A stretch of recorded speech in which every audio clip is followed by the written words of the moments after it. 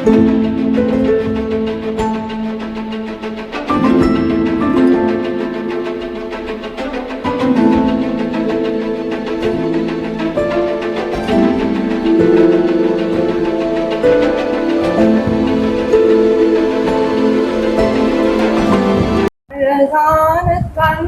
என்னை கண்டதாலே முடிந்ததென்று நினைத்த நான் உயிர் வாழ்கின்றேன். அழகான கண்கள் என்னை கண்டதாலே முடிந்ததென்று நினைத்த நான் உயிர் வாழ்கின்றேன். யாரும் அறியாத என்னை நன்னாயறிந்து தேடி வந்த நல்ல நேசரே, யாரும் அறியாத என்னை நன்னாயறிந்து தேடி வந்த நல்ல நேசரே, அழகான கண்கள் என்னை கண்டதாலே முடிந்ததென்று நினைத்ததால் உயிர் வாழ்கின்றேன். அழகான கண்கள் என்னை கண்டதாலே முடிந்ததென்று நினைத்ததால் ഉയർ வாழ்கின்றേ. നമുക്കറിയാം, ഇന്ന് ലോകമെങ്കും ഒരു ആഘോഷ ദിവസമാണ്. എന്താണ്? ഈസ്റ്റർ. ഈസ്റ്റർ എന്താണ് കുറിക്കുന്നത്? ക്രിസ്തുവിന്റെ ഉയർത്തെഴുന്നേൽപ്പെ കുറിക്കുന്നതാണ് ഈസ്റ്റർ. നമുക്കറിയാം, റോമൻ കാത്തലിക് അല്ലെങ്കിൽ CSI ഇങ്ങനെയുള്ള എല്ലാ ക്രിസ്തീയ വിശ്വാസത്തിലായിരിക്കുന്ന പലരും ഇന്ന് അവർക്ക് ആഘോഷമാണ്. പെസഹ വാഴം കഴിഞ്ഞ്, ദുഃഖവെള്ളി കഴിഞ്ഞ്, തമിഴിൽ മാത്രമേ ഈ ദുഃഖവെള്ളി എന്നൊക്കെ പറയുന്നുണ്ട്, അല്ലേ? സോറി, മലയാളത്തിൽ മാത്രമേ ദുഃഖവെള്ളി എന്ന് പറയുന്നത്. പക്ഷെ ഇംഗ്ലീഷ് ആണെങ്കിൽ ഗുഡ് ഫ്രൈഡേ, തമിഴാണെങ്കിൽ പുനിത വെള്ളി എന്നൊക്കെ പറയുന്നുണ്ട്. എന്തുകൊണ്ട് മലയാളത്തിൽ ദുഃഖവെള്ളി പറയുന്നത്? അന്നാണ് യേശുവിനെ ക്രൂശിച്ചത് കൊണ്ട് അത് പറയുന്നത്. പക്ഷെ യഥാർത്ഥത്തിൽ ബൈബിൾ സത്യമാർ പറയുന്നത് ക്രിസ്തു മരിച്ചത് വെള്ളിയാഴ്ചയല്ല, ബുധനാഴ്ചയാണ്. ആഴ്ചത്തിന്റെ മുതലാം ദിവസം എന്ന് പറയുന്നത് നിങ്ങൾ പോയി നോക്കി അറിയാം, എല്ലാം ശനിയാഴ്ചയാണ് പറഞ്ഞത്. ഓക്കെ, ഞാൻ പറയുന്നത് അത് ദിവസം ഇരിക്കട്ടെ. ക്രിസ്തു എനിക്ക് വേണ്ടി നിങ്ങൾക്ക് വേണ്ടിയും ഈ ഭൂമിയിൽ വന്ന് മരിച്ച് അടക്കം ചെയ്ത് അവൻ മൂന്നാം ദിവസം ഉയർത്തെഴുന്നേറ്റു. ആ ഉയർത്തെഴുന്നേറ്റ് മുഖാന്തരമാണ് ദൈവത്തിന്റെ രക്ഷ നമുക്ക് എന്ത് ചെയ്ത്? ദാനമായി ദൈവം എനക്കും നിങ്ങൾക്കും അവൻ നൽകി. നാം രക്ഷ പ്രാപിച്ചില്ലെങ്കിൽ, കർത്താവിന്റെ ഉയർത്തെഴുപ്പ് നാം വിശ്വസിച്ചില്ലെങ്കിൽ ഇവിടെ നിങ്ങൾ നാണും നിൽക്കത്തില്ല. എനിക്ക് വേണ്ടി, എന്റെ പാപത്തിന് വേണ്ടി, എനിക്കുള്ള സകല പരിഹാരത്തിന് വേണ്ടിയാണ് ഈ ഭൂമിയിൽ ദൈവം ഒരു കണ്ണിയിൽ ജനിച്ച ഒരു ദൈവത്തെയാണ് നമ്മൾ ആരാധിക്കുന്നത്. മരിച്ച ദൈവത്തെ അല്ല, മറിച്ച് അടക്കം ചെയ്ത് മൂന്നാം ദിവസം ഉയർത്തെഴുന്ന ദൈവത്തെ നിങ്ങളും നാണും ആരാധിക്കുന്നത്. അതുകൊണ്ടാണ് പൗലോസ് ഇങ്ങനെ പറയുന്നത്. വായിക്കാം, 1 കൊരിന്ത്യർ 15-ാം അധ്യായം അതിന്റെ 17-ാം വാക്യം. ക്രിസ്തു ഉയർത്തിട്ടില്ല എങ്കിൽ നിങ്ങളുടെ വിശ്വാസം വ്യർത്ഥമത്രേ. അതിനർത്ഥം ക്രിസ്തു മരിച്ച് അടക്കം ചെയ്ത് അവൻ മൂന്നാം ദിവസം അവൻ എന്ത് ചെയ്ത്? സ്വർഗ ആരോപണം ചെയ്ത്, അല്ലെങ്കിൽ ഉയർത്തെഴുന്നേറ്റ്. അങ്ങനെ ഉയർത്തെഴുന്നിട്ടില്ലെങ്കിൽ നിങ്ങളുടെ വിശ്വാസം വ്യർത്ഥമത്രേ.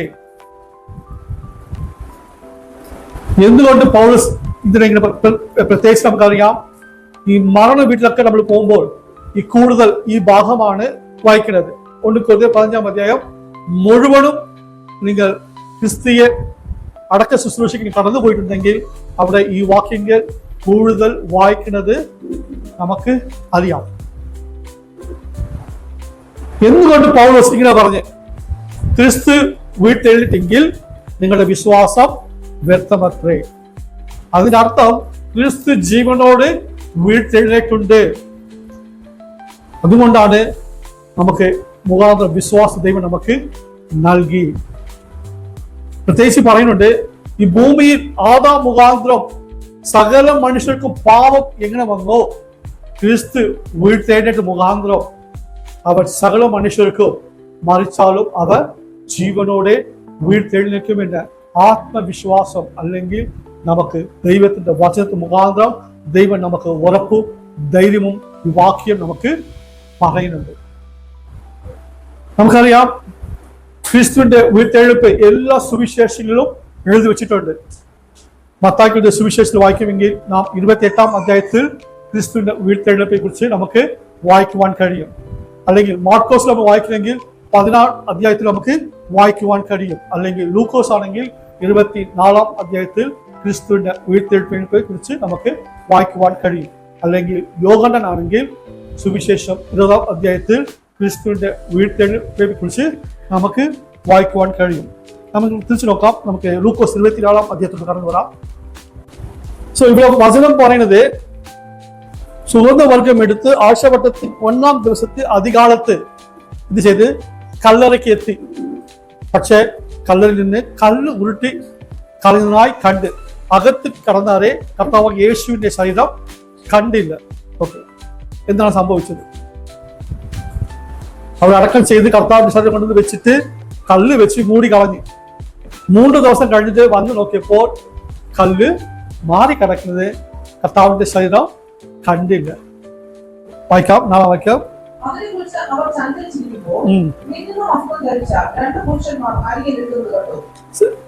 കർത്താവിന്റെ ശരീരം കണ്ടില്ല. എന്ത് സംഭവിച്ച്? നമ്മൾ 3 ദിവസം മുൻപ് അടക്കം ചെയ്ത കർത്താവിന്റെ യേശുവിന്റെ ശരീരം ഇവിടെ ഇല്ലല്ലോ എന്ന് അതിനെക്കുറിച്ച് ചഞ്ചലപ്പെട്ട് ചിന്തിച്ചു കൊണ്ടിരിക്കുമ്പോൾ 2 പുരുഷന്മാർ അല്ലെങ്കിൽ ദൂതന്മാർ എന്ത് ചെയ്ത് കുറിച്ച് നമ്മൾ വായിക്കാൻ കഴിയും. എന്താണ്? വസ്ത്രം ധരിച്ച, മിന്നുന്ന വസ്ത്രം ധരിച്ച 2 പുരുഷന്മാർ അരികെ നിൽക്കുന്നത് കണ്ട്.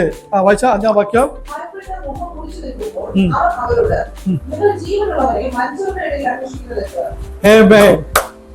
ദൂതന്മാർ എന്താണ് പറഞ്ഞത്?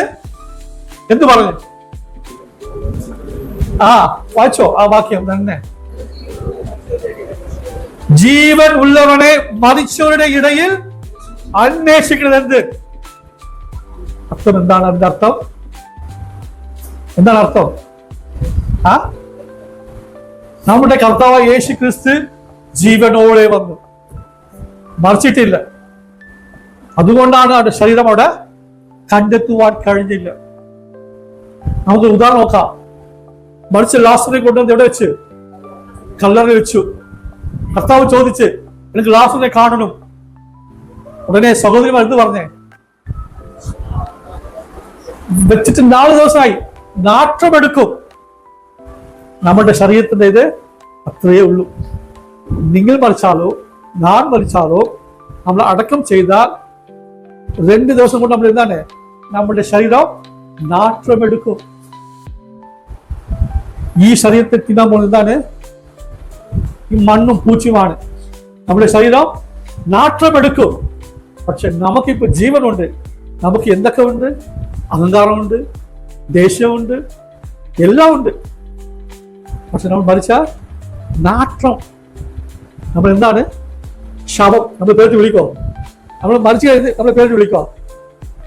ആൾക്കാർ ചോദിക്കും, ലിജു മരിച്ചിട്ടെങ്കിൽ നമ്മൾ എന്ത് ചെയ്യും? ആൾക്കാർ ചോദിക്കും, ശവം എപ്പോ എടുക്കും? ലിജു എപ്പോ എടുക്കും? ഞാൻ ചോദിച്ചിട്ടുണ്ടോ? കേട്ടിട്ടുണ്ടോ? ഇല്ല. അതിന്റെ അർത്ഥം ലിജുവിന്റെ ആ വ്യക്തി പോയി. ഇപ്പോൾ കിടക്കുന്ന ആരാണ്? ലിജുവിന്റെ ശരീരം ശവം. മരിച്ചു കഴിഞ്ഞാൽ ശവം. പക്ഷെ നമുക്ക് എന്തില്ല? താഴ്മയില്ല. നമുക്കിപ്പോഴും എന്തുണ്ട്? ഞാൻ എന്റെ അഹങ്കാരം നമുക്ക് ഇപ്പോഴും ഉണ്ട്. നാം പറഞ്ഞാൽ അനുസരിച്ച് നമുക്ക് എന്തുണ്ട്? ദേഷ്യം വന്നുണ്ട്. പലരെയും നമ്മൾ ആവശ്യം വാക്കുകൊണ്ട് നമ്മൾ വിളിക്കുന്നുണ്ട്. എന്തുകൊണ്ട്? ഈ ശരീരത്തിൽ ജീവൻ ഉള്ളത് കൊണ്ട് നമ്മൾ പലതും കാണിക്കുന്നുണ്ട്. പക്ഷെ മരിച്ചു കഴിഞ്ഞാൽ ഒന്നുമില്ല. നമ്മൾ നാറ്റമെടുത്ത് ആർക്കും വേണ്ട. ജീവനോട് മാത്രമേ എല്ലാവരും കാണും. മരിച്ചു കഴിഞ്ഞാൽ ആ ശവം എപ്പോൾ അടക്കം ചെയ്യും. ഇല്ലെങ്കിൽ നമ്മൾ ഭവനത്തിൽ വെക്കാൻ പറ്റുമോ? നിങ്ങളുടെ ഭവനത്തിൽ വെക്കാൻ ആൾക്കാർ സമ്മതിച്ചാലോ നാട്ടുകാർ സമ്മതിക്കോ? നിങ്ങൾ ചെത്തി കിടക്കുന്ന നാറ്റം ദേശമെങ്കിലും പറവും. പക്ഷെ ക്രിസ്തു അങ്ങനെയല്ല. ക്രിസ്തു എന്ത് ചെയ്ത്? അവൻ 3-ാം ദിവസം ഉയർത്തെഴുന്നേറ്റ്. ആ പുരുഷന്മാർ എന്താണ് പറഞ്ഞത്? ജീവൻ ഉള്ളവനെ മരിച്ചവരിടയിൽ അന്വേഷിക്കുന്നത് എന്ത്? നാം ആരാധിക്കുന്ന ദൈവം ആരാണ്? ജീവനുള്ളവൻ. ജീവനുള്ള ദൈവത്തെയാണ് നിങ്ങളുടാണോ ആരാധിക്കുന്നത്? അങ്ങനെയെങ്കിൽ ആ ജീവൻ എന്നിൽ വസിക്കണം. ഉണ്ടോ? ആ ക്രിസ്തുവിന്റെ ജീവൻ എന്നിൽ നിങ്ങളിൽ ഉണ്ടോ? നമ്മുടെ സ്വഭാവ വ്യത്യാസം ഉണ്ടോ? ക്രിസ്തുവിന്റെ സ്വഭാവം ആണ് നമ്മൾ കാണിക്കുന്നത്. ക്രിസ്തുവിന്റെ സ്വഭാവം നിങ്ങളാണ് കാണിച്ചില്ലെങ്കിൽ ഞാൻ പറയട്ടെ, നാം പ്രാപിച്ച രക്ഷ വേസ്റ്റാണ്. ക്രിസ്തുവിന്റെ സ്വഭാവം എന്നിലും നിങ്ങളിലും വെളിപ്പെട്ടില്ലെങ്കിൽ പ്രസംഗിക്കാൻ നാടും വേസ്റ്റ്, പ്രസംഗിക്കാൻ നിങ്ങളും വേസ്റ്റാണ്. നാം രക്ഷിക്കപ്പെട്ട വർഷങ്ങളായി ക്രിസ്തുവിന്റെ സ്വഭാവം എന്നിൽ വെളിപ്പെട്ടില്ലെങ്കിൽ, അല്ലെങ്കിൽ നിങ്ങളിൽ വെളിപ്പെട്ടില്ലെങ്കിൽ നാം ദൈവത്തെ അറിഞ്ഞിട്ട് ഒരു കാര്യമില്ല. നിങ്ങൾക്ക് വേണ്ടിയാണ് ജീവിക്കുന്നത്, അല്ലെങ്കിൽ ദൈവത്തിനാണ് ജീവിക്കുന്നത്? നമുക്ക് വേണ്ടി ജീവിച്ച ഒരു കാലം ഉണ്ടായിരുന്നു. ദൈവത്തെ അറിയത്തിന് മുൻപ് ദൈവം കൃപയായി നമ്മളെ വിളിച്ചു. നമ്മൾ ചോദിക്കുന്ന മുൻപേ നമ്മുടെ ആവശ്യങ്ങൾ ദൈവം തന്നു. അങ്ങനെയെങ്കിൽ നിങ്ങളാണോ ആ ജീവന ദൈവത്തിന് വേണ്ടി ജീവിക്കണം? അങ്ങനെ ജീവിച്ചാൽ കർത്താവിന്റെ ബലമില്ല എടുക്കപ്പെടും. അല്ലെങ്കിൽ മരിച്ചാലും ദൈവത്തോടൊപ്പം ജീവിക്കുവാൻ കഴിയും. ആ ദൂതൻ പറഞ്ഞ ജീവനോട് മരിച്ചവരുടെ അന്വേഷിക്കുന്നത് നമ്മൾ ഇപ്പോഴും അന്വേഷിക്കുന്നത് എവിടെയാണ്? നമുക്ക് എന്തെങ്കിലും പ്രതികൂലോ പ്രയാസം എവിടെ അന്വേഷിക്കുന്നത്? എവിടെയാണ് അന്വേഷിക്കുന്നത്? ജീവന ദൈവത്തെ വിട്ടിട്ട് നാം മനുഷ്യരുടെ അടുത്താണ് ഓടുന്നത്. എന്നെ സഹായിപ്പാൻ ഇവർ കാണുമെന്ന് നമ്മൾ ഓടിയെത്തുന്നുണ്ട്. ഞാൻ പറയട്ടെ, ദൈവം അനുമതിക്കാതെ ഒരു വ്യക്തി പോലും നമ്മളെ സഹായിക്കുവാൻ കഴിയത്തില്ല. ദൈവം അനുവദിച്ചാൽ മാത്രമേ അവർക്ക് നിങ്ങളെ സഹായിക്കാൻ കഴിയൂ. ദൈവം അനുവദിച്ചിട്ടില്ലെങ്കിൽ ഞാൻ പറയട്ടെ, ഒരു വ്യക്തിക്കും നിങ്ങളെ സഹായിക്കാൻ കഴിയത്തില്ല. നിങ്ങൾ മനുഷ്യരുടെ അടുക്കൽ പോയി നിങ്ങളെ സഹായിക്കുന്നതിന് മുൻപ് ആദ്യം ചെയ്യേണ്ടത് മുട്ടുകുത്തി ദൈവത്തോട് യാചിക്കുക. എന്റെ മുൻപിൽ ഇങ്ങനെ വലിയൊരു സാഹചര്യമുണ്ട്, ഞാൻ എന്ത് ചെയ്യണം എന്ന് ദൈവത്തോട് നിങ്ങൾ ചോദിക്കുമ്പോൾ അവൻ നിങ്ങൾക്ക് ആലോചന കർത്താവാൻ നിങ്ങളെ വഴിനടത്തും. ഞാൻ പറയും, നിങ്ങൾ ദൈവസന്നിധിയിൽ ചോദിച്ചിട്ടുണ്ടെങ്കിൽ ദൈവം നിങ്ങളുടെ അടുക്ക ആൾക്ക് അയക്കും. നമ്മൾ പലപ്പോഴും വാക്യങ്ങൾ വായിക്കുമ്പോൾ എലിയാവെ കാക്കയെക്കൊണ്ട് പോഷിപ്പിച്ച് ദൈവം എന്ന് പറയുമ്പോൾ അത് നമ്മുടെ ജീവിതത്തിൽ യാഥാർത്ഥ്യമാകണമെങ്കിൽ നാം ദൈവത്തെ അന്വേഷിക്കണം. അപ്പോൾ നമുക്ക് വേണ്ടി കാക്കയിൽ കർത്താവ് പറഞ്ഞുവിടും. ഞാൻ പറഞ്ഞതേ ഉള്ളൂ, ജീവനുള്ളവനെ മരിച്ചവരുടെ ഇടയിൽ അന്വേഷിക്കുന്നത് എന്തെന്ന് ആ പുരുഷന്മാർ എന്ത് ചെയ്ത് ചോദിച്ചു. വാക്യം വായിക്കാം. എന്താണ് പറഞ്ഞത്? ദൂതൻ അവൻ ഇവിടെ ഇല്ല. അപ്പൊ ഇവിടെ എന്താണ് വാക്യം പറഞ്ഞത്? ഉയർത്തെഴുന്നേറ്റിരിക്കുന്നു. പുരുഷന്മാർ എന്ത് ചെയ്ത്? അവൻ ഉയർത്തെഴുന്നേറ്റിരിക്കുന്നു. ഇനി അവന്റെ ശരീരങ്ങൾക്ക് കിട്ടത്തില്ല. അവൻ ജീവനോട് ഉയർത്തെഴുന്നേറ്റിരിക്കും. അവൻ ജീവനോട് ഉള്ളത് കൊണ്ടാണ് ഇന്ന് നിങ്ങളാണോ ജീവനോട് ആയിരിക്കുന്നത്. ഇവിടെ എന്താണ് പറഞ്ഞേ? ആ ദൂതന്മാർ അല്ലെങ്കിൽ പുരുഷന്മാർ എന്ന് പറഞ്ഞേ, മുൻപേ ഗലീലയിൽ ഇരിക്കുമ്പോൾ തന്നെ അവൻ നിങ്ങളോട് മനുഷ്യപുത്രനെ പാപികളായ മനുഷ്യരുടെ കയ്യിൽ ഏൽപ്പിച്ച് ക്രൂശിക്കുകയും അവൻ 3-ാം നാൾ ഉയർത്തെഴുന്നേൽക്കുകയും വേണമെന്ന് പറഞ്ഞത് ഓർത്തുകൊള്ളുവീൻ എന്ന് പറഞ്ഞു. അവൻ അവന്റെ വാക്ക് ഓർത്തു. ഞാൻ ഇതിനോട് പറയാൻ ആഗ്രഹിക്കുന്നത്, കർത്താവായ യേശു ക്രിസ്തു പല സാഹചര്യത്തിലും ദൈവത്തിന്റെ വചനം നമ്മളോട് അവൻ നമുക്ക് വേണ്ടി നൽകിയിട്ടുണ്ട്. പക്ഷെ നമ്മൾ എന്താണ് പലപ്പോഴും നമ്മൾ ഓർക്കാറില്ല. ജീവിത സാഹചര്യങ്ങളിൽ നാം കടന്നു പോകുമ്പോൾ നാം ഓർക്കേണ്ടത് ഏതാണ്? ദൈവത്തിന്റെ വചനമാണ്. ഇവിടെ മുൻകൂട്ടി യേശു എന്ത് സംഭവിക്കുമെന്ന് മുൻപ് അവരോട് പറഞ്ഞു കൊടുത്ത്, പക്ഷെ ഇവർക്ക് എന്ത് വന്നില്ല? ഓർമ്മ വന്നില്ല. അതുകൊണ്ട് ആ പുരുഷൻ പറഞ്ഞു ചെയ്തു. ഒരിക്കൽ കൂടെ അവർ എടുത്തു പറഞ്ഞു, യേശുവിനെ ക്രൂശിക്കുകയും 3-ാം നാൾ അവൻ ഉയർത്തെഴുന്നേൽക്കുകയും ചെയ്യുമെന്ന് നിങ്ങൾ ഓർക്കണം. അവന്റെ വാക്ക് ഓർത്ത്. നമ്മൾ ഓർക്കാറുണ്ടോ? ദൈവം എന്നോട് ഇടപെട്ട വാക്യങ്ങൾ നാം ഓർക്കാറുണ്ടോ? അല്ലെങ്കിൽ ദൈവം എന്നോട് സംസാരിച്ച ദൈവത്തിന്റെ വചനങ്ങൾ നമ്മൾ ഓർക്കാറുണ്ടോ? എത്ര പേർക്ക് ഓർക്കുന്നുണ്ട്? നിങ്ങളുടെ സാഹചര്യത്തിൽ, നിങ്ങൾ കടന്നുപോയ സാഹചര്യത്തിൽ ദൈവത്തിന്റെ വചനം നിങ്ങൾ എത്ര പേർ ഓർക്കുന്നുണ്ട്? ദൈവത്തിന്റെ പരിശുദ്ധാത്മ നേരത്തെ മുൻകൂട്ടി നമ്മളോട് പറയുന്നത് എന്തിനു വേണ്ടിയാണ്? നമ്മുടെ മുൻപിൽ ജീവിത സാഹചര്യങ്ങൾ കടന്നു വരും. ആ സമയത്ത് നിങ്ങൾ പേടിക്കരുത്. നിങ്ങൾ ധൈര്യത്തോടെ എന്റെ വചനങ്ങൾ ഓർത്തുകൊണ്ട് നാം എന്ത് ചെയ്യണം? ധൈര്യത്തോടെ മുൻപോട്ട് പോകണം. ദൈവം വീഴ്ത്തേണ്ട ജീവനുള്ള ദൈവത്തെയാണ് നിങ്ങൾ നാളും ആരാധിക്കുന്നത്. ആ ദൈവത്തിന്റെ പരിശുദ്ധാത്മാ ദൈവം നമുക്ക് നൽകിയിട്ടുണ്ട് നമ്മുടെ ഉള്ളിൽ വസിക്കുവാൻ. നാം അദ്ദേഹത്തെ ബഹുമാനിക്കുന്നുണ്ടോ? അല്ലെങ്കിൽ നമ്മുടെ സ്വഭാവമാണ് നമ്മൾ ഇപ്പോഴും കാണിക്കുന്നത്? ദൈവത്തിന്റെ ആത്മാ പ്രാപിച്ച നിങ്ങളിലാണോ ആ ദൈവത്തിന്റെ സ്വഭാവം നമ്മുടെ ജീവിതത്തിൽ വെളിപ്പെട്ടില്ലെങ്കിൽ ക്രിസ്തു വീഴ്ത്തേണ്ടിട്ട് ഒരു കാര്യമില്ല. നിങ്ങൾക്ക് വേണ്ടി ക്രിസ്തു മരിച്ച്, നിങ്ങൾക്ക് വേണ്ടി ക്രിസ്തു എന്ത് ചെയ്ത്? അടക്കം ചെയ്ത്. നിങ്ങൾക്ക് വേണ്ടിയാണ് ക്രിസ്തു 3-ാം ദിവസം വീഴ്ത്തേണ്ടിട്ട്. അവൻ വീഴ്ത്തേണ്ടി എന്ത് ചെയ്ത്? നിങ്ങൾക്ക് വേണ്ടി, എനിക്ക് വേണ്ടിയോ പിതാവിന്റെ വലതുഭാഗത്തിൽ അവൻ പക്ഷപാതം ചെയ്തുകൊണ്ട് എന്ത് വേണ്ടിയാണ്? നാം ഒവ്വൊരു തെറ്റും ഒവ്വൊരു പ്രാവശ്യം നാം ദൈവത്തെ ക്രൂശിക്കുമ്പോഴും അവൻ എനിക്ക് വേണ്ടി, നിങ്ങൾക്ക് വേണ്ടിയോ അവൻ പക്ഷപാതം ചെയ്തുകൊണ്ടിരിക്കും. പിതാവേ മണ്ണിയോ, അവൾക്ക് വേണ്ടി എന്റെ രക്തം ചിന്തിച്ച് നൽകിയിട്ടുണ്ടല്ലോ.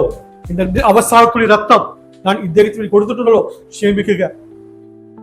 അന്ന് യൂദാസ് എന്ത് ചെയ്ത്? 30 വെള്ളിക്കാശക്ക് കർത്താവിനെ ഒറ്റിക്കൊടുത്ത്. പക്ഷെ ഇന്ന് നമ്മൾ എന്താണ് ചെയ്യുന്നത്? എന്നും യൂദാസെ പോലാണ് നമ്മൾ ജീവിക്കുന്നത്. എന്തിനാണ്? പണത്തിന്റെ പുറകെ നമ്മൾ ഓടിക്കൊണ്ടിരിക്കും. നമുക്ക് ആകാശം മാത്രം മതി ദൈവത്തെ. മറ്റു ദിവസങ്ങളിൽ നമുക്ക് ദൈവം വേണ്ട. എന്റെ തോന്നിയത് പോലെ ജീവിക്കാം, എന്റെ ഇഷ്ടം വഴി ജീവിക്കാം. പക്ഷെ ഞാൻ പറയട്ടെ, അന്ന് യൂദാസ് 30 വെള്ളിക്കാശക്ക് ദൈവത്തെ ഒറ്റിക്കൊടുത്ത്. പക്ഷെ ഇന്ന് നിങ്ങളാണോ എല്ലാ ദിവസവും ദൈവത്തെ ഒറ്റിക്കൊടുക്കുന്നത്? എന്തെങ്കിലും വ്യത്യാസമുണ്ടോ? എന്തെങ്കിലും വ്യത്യാസമുണ്ടോ? നമ്മൾ പറയുന്നത് നമുക്ക് ജീവിക്കാൻ പണം വേണ്ടേ? ഞാൻ ചോദിക്കട്ടെ, പണം ഉണ്ടെങ്കിൽ മാത്രമേ ജീവിക്കാൻ പറ്റുമോ? നിങ്ങൾ പറയാം, പണം ഉണ്ടെങ്കിൽ ജീവിക്കാൻ പറ്റുമോ?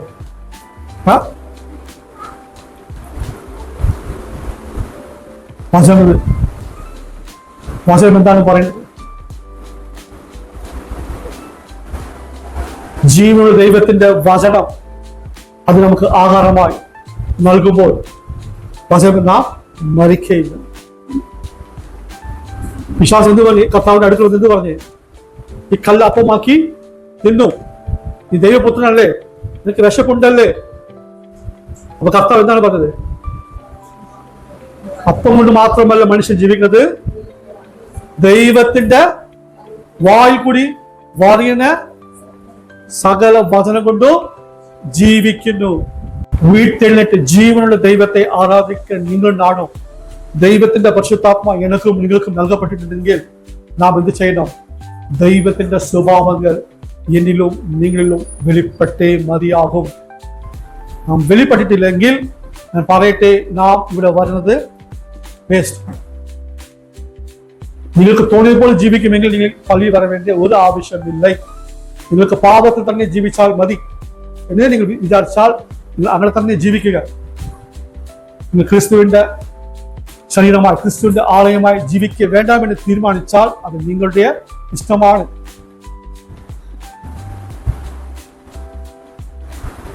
ഞാൻ ഇത്രയും പറഞ്ഞത് നിങ്ങളുടെ ആത്മാക്കളെ നഷ്ടപ്പെടുത്തരുത്. നാം ഇനി എത്ര നാൾ ജീവിക്കും? നമ്മുടെ മുൻപിൽ ഒരു ദിവസം ദാനമായി ദൈവം നൽകുമ്പോൾ നാം അതിനെക്കുറിച്ച് എന്ത് ചെയ്യണം? നന്ദി അറിയിക്കുക. കഴിഞ്ഞ ഇതിൽ വാട്സാപ്പിൽ മെസ്സേജ് കണ്ട് 6 വയസ്സ് കുഞ്ഞിന് ഹാർട്ട് അറ്റാക്കാണ്. നാം എപ്പോഴും കേട്ടിട്ടുണ്ടോ? ഇതുവരെ കേൾക്കാതെ കാര്യമാണ്. 6 വയസ്സ് കുഞ്ഞിന് എന്താണ്? ഹാർട്ട് അറ്റാക്കാണ്. മരിച്ചുപോയി. പണ്ടൊക്കെ എന്താണ്? ഒരു ഹാർട്ട് അറ്റാക്ക് പറഞ്ഞ് ഒരു പ്രായം കൂടിയിരിക്കണം. പക്ഷെ ഇപ്പൊ അങ്ങനെയല്ല. ലോകം എല്ലാം മാറിക്കൊണ്ടിരിക്കുന്നത്. ഏത് പ്രായത്തിലും ഏതൊക്കെ രോഗങ്ങൾ വരുന്നുണ്ട്, നമുക്ക് ദൈവം എന്ത് ചെയ്ത് ദാനമായി ജീവൻ നൽകിയിട്ടുണ്ടെങ്കിൽ ആ ജീവനിൽ നാം എന്ത് ചെയ്യണം? നന്ദി കരയേറ്റുക. ക്രിസ്തു ഉയർത്തെഴുന്നേറ്റെങ്കിൽ നാമും ജീവനോട് ഉയർത്തെഴുന്നേൽക്കുമെന്ന് ആത്മവിശ്വാസം വചനത്തോടെ ദൈവം എനക്കും നിങ്ങൾക്കും നൽകിയിട്ടുണ്ട്. അങ്ങനെയെങ്കിൽ നാം എന്ത് ചെയ്യണം? പാവം സംബന്ധിച്ച് നാം ഈ ശരീരത്തെ മരണപ്പെടുത്തണം, അല്ലെങ്കിൽ ഈ ശരീരം മരിച്ചെന്ന് വിശ്വസിക്കണം. ഇനി പാവം ചെയ്യത്തില്ല നാം വിശ്വസിക്കണം. നമ്മളെല്ലാം എന്താണ്? ഞായറാഴ്ച നമ്മൾക്ക് എന്താണ്? വിശുദ്ധന്മാരാണ്. ഞായറാഴ്ച മാത്രം വിശുദ്ധമായിട്ട് കാര്യമില്ല.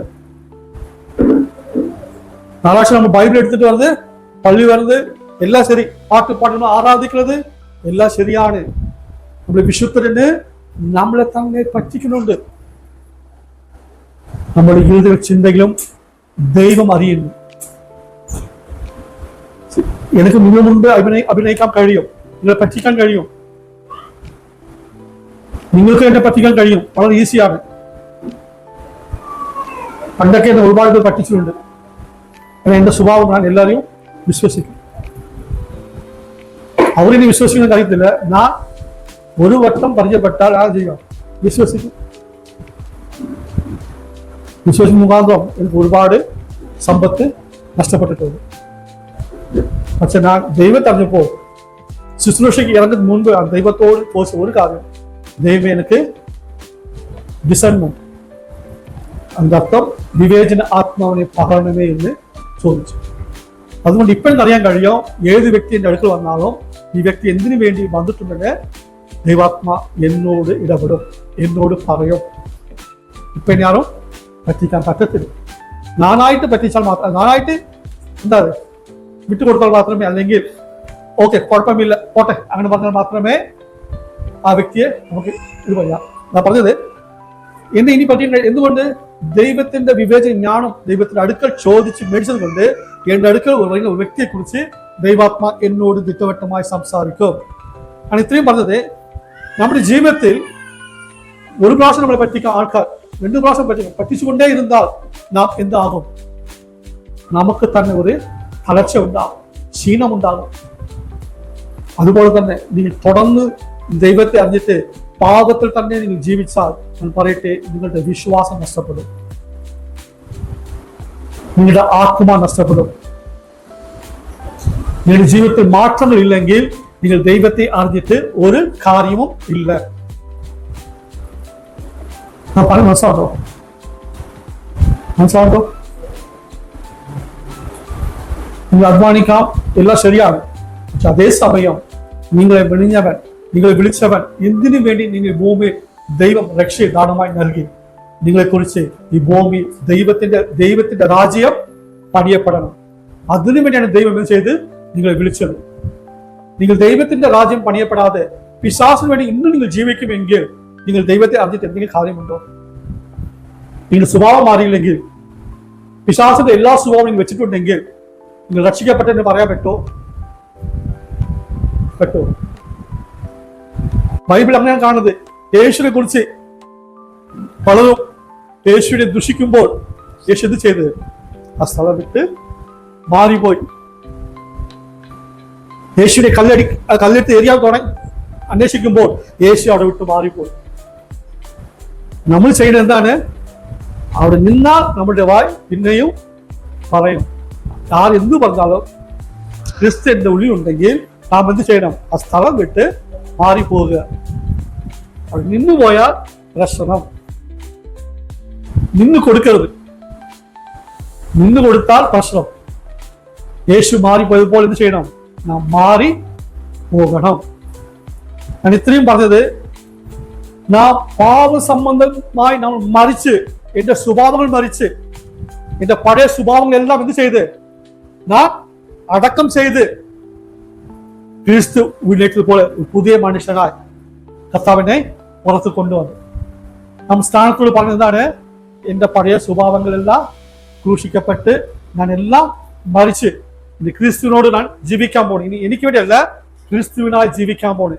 സാക്ഷിയുമായി നാം സ്ഥാനപ്പെടുമ്പോൾ നാം നമ്മുടെ പാപങ്ങൾ സംബന്ധിച്ച് നാം മരിച്ചവരാണ്. ക്രിസ്തു സംബന്ധിച്ച് നാം ഉയർത്തെഴുന്നേറ്റവരാണ്. അപ്പൊ ക്രിസ്തുവിന്റെ സ്വഭാവമാണോ നമ്മളുടെ സ്വഭാവമാണ് ഇപ്പോഴും നമ്മൾ വസിക്കുന്നത്? ആരാണ് വസിക്കുന്നത് നമ്മുടെ ഹൃദയത്തിൽ? ആരാണ് വസിക്കുന്നത്?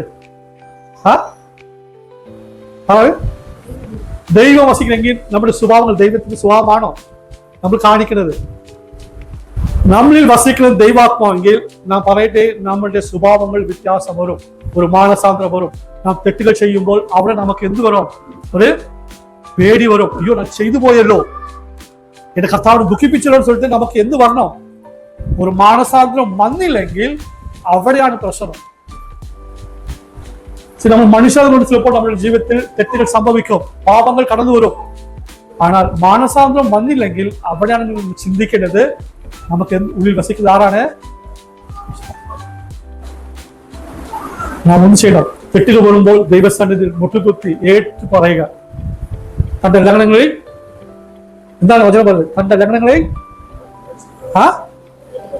മനസ്സിലേക്ക് ശുഭവും അറിയില്ല. പിന്നെ ഏറ്റു പറഞ്ഞ് ഉപേക്ഷിക്കണോ, കരുണ ലഭിക്കും. നമ്മൾ ഏറ്റു പറയുന്നുണ്ട്, പക്ഷെ പ്രശ്നം എന്താണ്? ഉപേക്ഷിക്കാറില്ല. നമ്മുടെ ജീവിതത്തിൽ തെറ്റുകൾ സംഭവിച്ചാലോ അത് നാം ഉപേക്ഷിക്കാൻ പഠിക്കണം. അങ്ങനെ ഉപേക്ഷിച്ചാൽ മാത്രമേ നിങ്ങൾക്ക് എന്ത് ലഭിക്കും? ദൈവത്തിന്റെ കരുണ ലഭിക്കും. എന്തിനാണ് ആ കരുണ? ഇനി ആ തെറ്റ് നിങ്ങൾ ചെയ്യത്തില്ല, ആ പാപത്തിൽ ഇനി നിങ്ങൾ വീഴത്തില്ല. എന്തുകൊണ്ട്? ഉപേക്ഷിച്ചുകൊണ്ട് ദൈവത്തിന്റെ കൃപ അല്ലെങ്കിൽ കരുണ നിങ്ങളെ താങ്ങും. മനസ്സിലായ? ക്രിസ്തു ഉയർത്തെഴുന്നേറ്റ് 2000 വർഷങ്ങൾക്ക് മുൻപ് നാം അത് വിശ്വസിക്കുന്നുണ്ട്. യേശുവിൽ വസിക്കുന്നുണ്ട്, നാം വിശ്വസിക്കുന്നുണ്ട്. പക്ഷെ ജീവിത സാഹചര്യങ്ങൾ മാറുമ്പോൾ നാം ഏതാണ് വിശ്വസിക്കുന്നത്? നമ്മുടെ മുൻപിൽ ജീവിത സാഹചര്യങ്ങൾ മാറുമ്പോൾ, ചിലപ്പോൾ കടൽ പ്രശ്നം നമ്മുടെ മുൻപിൽ വരുമ്പോൾ നാം എന്ത് ചെയ്യുന്നുണ്ട്? ദൈവത്തെ ദൂഷിക്കുന്നുണ്ട്. സാഹചര്യങ്ങൾ മാറുമ്പോൾ എനിക്ക് ദൈവത്തെ വിശ്വസിക്കാൻ കഴിയുന്നില്ല. നമ്മുടെ കയ്യിൽ പലപ്പോഴും സമ്പത്തുണ്ടെങ്കിൽ നമുക്ക് എന്തുണ്ട്? നമ്മൾ അറിയാത്ത സന്തോഷമുണ്ട്. നമ്മൾ മുഖം തന്നെ കാണിച്ചു കൊടുക്കും. അതേ സമ്പത്ത് നമ്മുടെ കയ്യിലില്ലേ, നമ്മുടെ മുഖം എങ്ങനെ എടുക്കും? ആരും പറയണ്ട, കാണിച്ചു കൊടുക്കും. എന്താണ്? നമ്മൾ ശോഭമായിട്ട് നമ്മുടെ മുഖം തന്നെ കാണിച്ചു കൊടുക്കും. എന്തുകൊണ്ട്? പണമില്ലെങ്കിൽ നമുക്ക് സന്തോഷമില്ല. നാം ഇപ്പോഴും വിശ്വസിക്കുന്നത് പണത്തെയാണ്. നാം പറയട്ടെ, ദൈവത്തെ വിശ്വസിക്കണം, പണം ഉണ്ടെങ്കിലും ഇല്ലെങ്കിലും അവന്റെ മുഖം സന്തോഷിക്കും. എന്തുകൊണ്ടാണ്? അവന്റെ വിശ്വാസം പണത്തിലല്ല, മറിച്ച് ദൈവത്തിലാണ്. പണം വരും പോകും, പക്ഷെ ദൈവം മാറാത്തവൻ. നമ്മളുടെ ഇന്നലെയും എന്നും നമ്മുടെ ജീവിതം നാളെയും സകലതും അറിയുന്നവൻ ദൈവമാണ്. അങ്ങനെയെങ്കിൽ ആ ദൈവത്തിന് വേണ്ടി നാം എന്ത് ചെയ്യണം? പ്രയോജനപ്പെടണം. ആ കർത്താവിന് വേണ്ടി നാം വിശ്വാസത്തോടെ നാം മുൻപോട്ട് പോകണം. ഒന്ന് ഓർക്കണം, ഉയർത്തെഴുന്ന ക്രിസ്തു എന്നിൽ വസിക്കുന്നുണ്ട്. എന്തിനു വേണ്ടി നാം വസിക്കുന്നത്? നമ്മുടെ ജീവിത സാഹചര്യങ്ങൾ മാറുമ്പോൾ വിശ്വാസത്തോടെ നാം മുൻപോട്ട് പോകണം. അത് മറികടക്കണം. ദൈവത്താൽ എനിക്കിത് മതിൽ ചാടുവാൻ കഴിയുമെന്ന വിശ്വാസം നിങ്ങളുടെ ജീവിതത്തിൽ വന്നാൽ മാത്രമേ നിങ്ങൾ ദൈവത്തിന് വേണ്ടി പ്രയോജനപ്പെടുവാൻ കഴിയും. ഇല്ലെങ്കിൽ സാഹചര്യം വരുമ്പോൾ നിങ്ങൾ മാറിപ്പോകും, നിങ്ങളുടെ വിശ്വാസം നഷ്ടപ്പെടും. ദൈവത്തിന്റെ വചനത്തെ നിങ്ങൾക്ക് ഓർക്കാൻ കഴിയത്തില്ല. മുൻകൂട്ടിയെ ദൈവം പറഞ്ഞിട്ടുണ്ട്, ഏത് സാഹചര്യത്തിലും ഞാൻ നിന്നെ കൈവിടത്തില്ല, ഞാൻ നിന്നോട് കൂടെ ഉണ്ടെന്ന് വാക്കുറച്ചവൻ. ഇത് ചെയ്യണം, അവൻ കൂടെ വരും. പക്ഷെ ദൈവത്തെ വേണ്ടാൻ എന്ന് പറഞ്ഞത് ദൈവമല്ല, നിങ്ങളാണ്. എന്തുകൊണ്ട്? അവൻ പറഞ്ഞ വചനത്തെ നാം ഓർക്കാറില്ല. നാം ദൈവത്തെ വിട്ട് നമുക്ക് സ്വയമായി ചെയ്യുവാൻ കഴിയുമെന്ന് നമ്മൾ മുൻപോട്ട് ഓടും, ദൈവമില്ലാതെ. അതുകൊണ്ട് എന്താണ് നമ്മുടെ ജീവിതത്തിൽ പരാജയങ്ങൾ സംഭവിക്കുന്നത്? പക്ഷെ നിങ്ങൾ സാഹചര്യത്തിൽ ദൈവത്തെ പിടിച്ചുകൊണ്ട് ഓടുക. കർത്താവേ, നീ വാഗ്ദാനം ചെയ്തല്ലോ, നീ എന്റെ കൂടെ ഉണ്ടല്ലോ, ഞാൻ ഇന്നാൾ ഈ മതിലെ ചാടും. അങ്ങനെ ദൈവത്തോട് കൂടെ ഓടുക. ഞാൻ പറയട്ടെ, നിങ്ങൾ പരാജയപ്പെടുത്തുവാൻ ദൈവം നിങ്ങൾ അനുവദിക്കത്തില്ല. വിശ്വാസം തലയിൽ നശിക്കുന്നവൻ. വിശ്വാസം വിചാരിച്ച് എല്ലാം കഴിഞ്ഞ് കർത്താവ് വരെ പറഞ്ഞ് ക്രൂശിൽ എന്താണ്? സകലതും നിവർത്തിയായെന്ന് പറഞ്ഞ് യേശു മരിച്ച് അവന്റെ ശരീരം വെച്ച് വിശ്വാസി വിചാരിച്ച് എല്ലാം കഴിഞ്ഞ് ഇനി ആർക്ക് എന്നെ ഒന്നും ചെയ്യുവാൻ കഴിയത്തില്ല. ഇല്ല ഇല്ല, 3-ാം ദിവസം ഉണ്ടായിരുന്നു. 3-ാം ദിവസം വാക്കുറച്ചവൻ, വാഗ്ദത്തങ്ങളിൽ പ്രകാരം നിവർത്തിച്ചവൻ 3-ാം ദിവസം വീഴ്ത്തെഴുന്നേറ്റ്. പഴയ നിയമത്തിൽ വായിക്കാൻ കഴിയും. പുതിയ നിയമത്തിലോ ദൈവം ഉയർത്തെഴുന്നേൽപ്പിലോ വേദവാക്യങ്ങളുടെ സകലതും എന്ത് ചെയ്ത് ദൈവം സംസാരിച്ച് മുന്നമേ അറിയിച്ച് എന്തിനു വേണ്ടിയാണ്? കർത്താവ് പറഞ്ഞിട്ടുണ്ട്, ഞാൻ വാഗ്ദത്തങ്ങളെ നിവർത്തിക്കാനാണ് വന്നത്, അത് മാറ്റുവാനല്ല, അത് നിവർത്തിക്കാണ് വന്നത്. കർത്താവ് ചെയ്ത് നിവർത്തിച്ചു. അവൻ മരിച്ച് അടക്കം ചെയ്ത് 3-ാം ദിവസം വീഴ്ത്തെഴുന്നേറ്റ് ഇനി പിതാവിന്റെ വലതുഭാഗത്തിൽ എനക്കും നിങ്ങൾക്ക് വേണ്ടി പക്ഷപാതം ചെയ്യും. എന്തിനു വേണ്ടിയാണ്? നാം ഒവ്വൊരു തെറ്റുകൾ ചെയ്യുമ്പോൾ, ഒവ്വൊരു പാപങ്ങൾ ചെയ്യുമ്പോൾ യൂദാസിനെക്കാളും നമ്മൾ അധികമായി കർത്താവിനെ ക്രൂശീകരിക്കുന്നത് അറിയാമോ? യൂദാസ് ഒരു കാശം 30 വെള്ളിക്കാശം മാത്രമേ ഒറ്റിക്കൊടുത്ത്. പക്ഷെ നമ്മുടെ ജീവിത സാഹചര്യങ്ങളിൽ പലപ്പോഴും നാം കർത്താവിനെ ക്രൂശിക്കുന്നു. നമ്മൾ സ്വഭാവങ്ങൾ കാണിച്ചു കൊടുക്കുന്നുണ്ട്. ഞാൻ ദൈവ പൈതലല്ല, ഞാൻ ദൈവത്തിന്റെ മകളല്ല. എന്താണ്? പലപ്പോഴും നാം ദൈവത്തിന്റെ വചനത്തിന് വിരോധമായി നമ്മുടെ സ്വഭാവങ്ങൾ വെളിപ്പെടുമ്പോൾ എനിക്ക് ദൈവ പൈതലായി സാക്ഷിയായി നിൽക്കുവാൻ കഴിയും. പക്ഷെ ദൈവമാകെ അങ്ങനല്ല. നീ ഒരു ദൈവ പൈതലാണെങ്കിൽ ദൈവത്തിന്റെ സ്വഭാവം നിന്നിൽ വെളിപ്പെട്ടേ മതിയാകും. നിങ്ങൾ ഓരോരുത്തരിലും ദൈവത്തിന്റെ സ്വഭാവം വെളിപ്പെട്ടാൽ ഞാൻ പറയട്ടെ, കാണുന്നവർ നിങ്ങളെയല്ല, നിങ്ങൾക്കുൾ വസിക്കുന്ന കർത്താവിനെ കാണും. അതുകൊണ്ടാണ് യോവാൻ സ്ഥാപനം പറഞ്ഞത്, ഞാൻ കുറയട്ടെ അങ്ങനിൽ വളരണമേ എന്ന് പ്രാർത്ഥിച്ചു. ഞാൻ ഇത്രയും പറഞ്ഞത് വീഴ്ത്തേണ്ട കർത്താവ് എന്തിനു വേണ്ടി വീഴ്ത്തേണ്ടത്? പിന്നെയും കൃഷിക്കുവാണോ?